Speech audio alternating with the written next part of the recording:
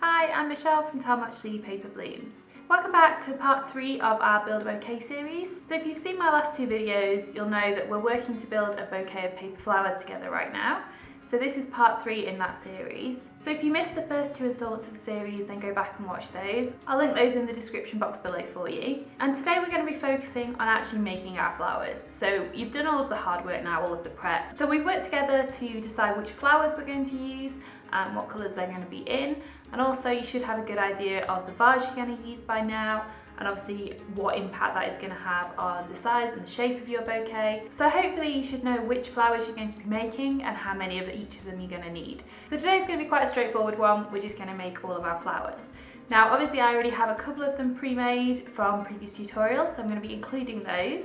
But the ones that I don't have yet, you'll see me make them. So there's going to be some hibiscus, some leaves, maybe a few more plumeria, and I'm just going to pull together all of the flowers I have and work out what I still need to make. And then you can watch me make a few of them. Obviously I'll speed up because that's going to be really boring otherwise. But yeah, so today the main focus is just to get your flowers made, so that next time we can pull it all together and make a bouquet, and I'll show you exactly how to do that, and even some tricks and techniques for if your stems are the wrong height or if you need to change things at all. And then just how you're going to arrange them, whether that's in a bouquet itself, like a handheld bouquet for a wedding, or to go in your vase. So we'll go through all of that next time. So today, let's just get on and make some flowers. So first up, I'm going to be making some hibiscus. You'll probably remember from the colours video, the part 1 of this series, that I decided I needed a few different colours of hibiscus. So I've already got this quite bright pink colour, which I made during the hibiscus tutorial. I'll link that up above if you missed it. But I also decided I needed a few different colours. So I'm going to make a few coral and peachy toned hibiscus, and also some yellow. I do actually have a couple of yellow hibiscus already made, and they just happen to be in the right colour, so I'm going to use those. That's one less thing for me to make. So let's get cracking with some hibiscus first of all.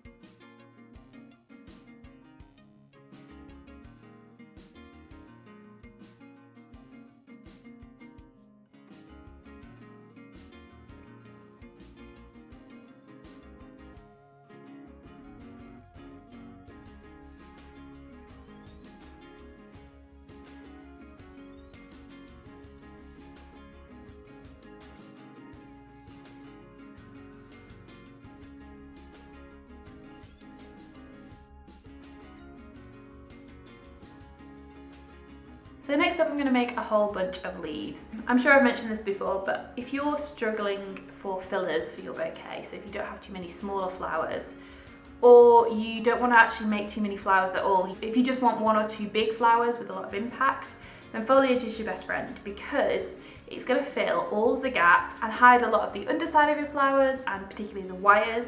So it's great, particularly when you're new to making paper flowers, because it's going to hide all of the nasty bits that might not be as pretty as the main flower itself. It's also perfect for when you've got gaps between the flowers. You'll find when you start to put your flowers into a vase that they naturally create gaps between each of the flowers. So foliage is great for just popping into those gaps. So not only does it fill a space, but it provides quite a good contrast between the flower and foliage. And that really helps the flower itself to pop and just gives it a little bit more depth as well. You'll probably be really surprised the impact just 1 or 2 stems of foliage can make. That being said, I do like to have a lot of foliage in my bouquets, which is a personal preference, so if you don't like a lot, then don't feel like you have to make this many. But for me personally, I do think a lot of foliage looks great in a bouquet, so I'm going to make a whole host of it today.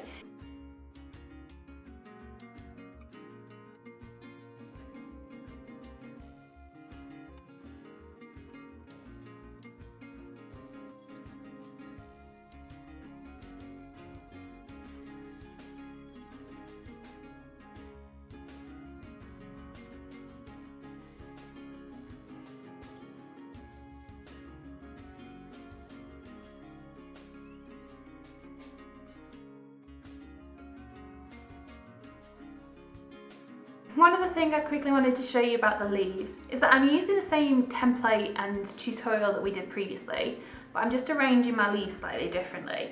So this is the one I made originally. I've got a quite long branch to each of the petals. So I intentionally made these branches and these stems quite long because that was the style that I was going for. For this bouquet, I'm actually just going to do 1 stem, and I'm going to focus my leaves at the very top of it. So I have 2 or 3 at the very top, and then just a couple more sprouting off the sides of it. And that is mainly because a lot of these are going to be sticking up out of the bouquet, and so you won't see anything that's lower down. So by using this one, what would happen is some of these top ones would be visible, but the side ones might not be. So it doesn't really matter, it's just personal preference. But it's the same template, you can just arrange them how you find best for your bouquet. Now obviously I planned ahead, I know what my bouquet is going to look like. You might not, which is one of the reasons it's quite good to plan this in advance so that you're making the right stems to go in your bouquet all along. One thing I would say is if you're having a bouquet with lots of stems that kind of fold down over the edge of the vase, so if you're doing a larger bouquet for example, you might want some stems which are a little bit more free-flowing that kind of just fall down over the sides rather than being stuck up at a certain angle. And things like this one, which is the original one, will be great for that because it's already got that nice bend in it. And the length of the stem is going to give you a lot of flexibility to arrange those into a position that you like. Whereas with this one, it's not really going to give you that much flexibility because all you can really bend is the main stem and then the individual petals. So you might actually want a mix of both types. You just need to play around and see what works best for you and the style of bouquet you want to create.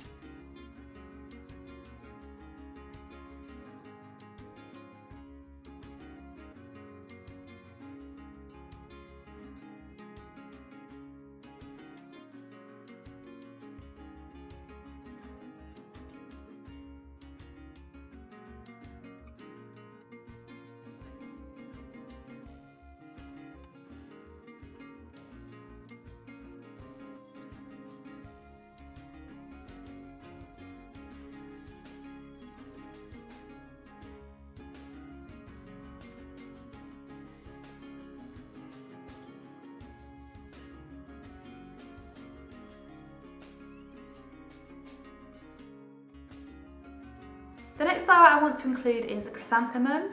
Now you'll already have seen that I have 3 of these ready made from my tutorial, which again I'll link up above for you. So I'm not going to make any chrysanthemums today because I've already got them. So that's a nice easy win, that's one less thing to worry about. I'm also going to have quite a lot of plumeria in my bouquet. Obviously I've already got a few stems, so I'm just going to make some more stems to go along with that. So I do have a couple of videos that you can watch if you're looking to make some plumeria. So I have a tutorial, which I'll link up above. And then there's another video where I actually repair some of the plumeria stems that I made maybe like a year or 2 ago. They just got a little bit worn over time, mainly because I hadn't stored them properly, so it's my own fault.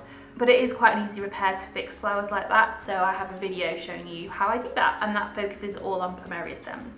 So if you're interested in that, I'll put that in the description box below, and also I'll pop a link up above for you too. So again, I want quite a lot of plumeria stems within my bouquet, and that's because it's quite a small flower.